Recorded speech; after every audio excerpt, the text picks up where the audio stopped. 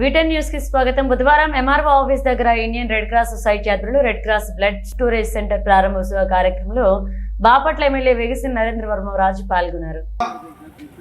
బాపట్లలో ఒక సొంత కార్యాలయంతో ఏర్పాటు చేసుకుని ఒక నడి సెంటర్లో రోజు రోజుకి అభివృద్ధి చెందుతూ ఈరోజు బ్లడ్ బ్యాంకు స్థిరీకరణ కేంద్రం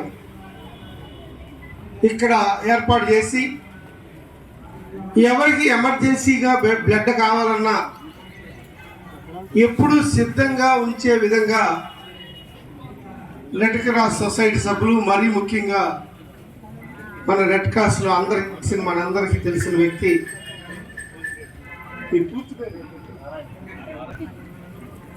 నారాయణ భట్ గారు సేవా కార్యక్రమాలు చేస్తూ ఆయన జీవితాన్ని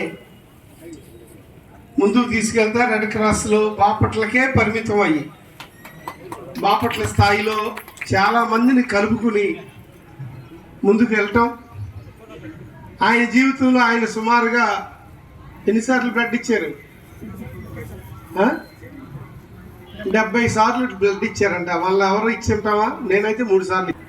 70 సార్లు బ్లడ్ ఇచ్చిన వ్యక్తి అంకి బాగుందని 70 చెప్పారా?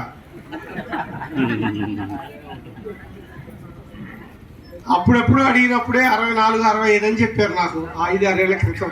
తర్వాత కూడా ఇచ్చినట్లున్నారు. 70 సార్లు బ్లడ్ ఇచ్చారు. అందుకే ఎప్పుడు అలాగే బక్కగా అలాగే ఉంటున్నారు అనుకుంటా, ఇచ్చి ఇచ్చి ఇచ్చి. మీరు ఇంక ఇవ్వమాకండి, ఇంకా తీసుకోకూడదంట, ఇవ్వమాకండి.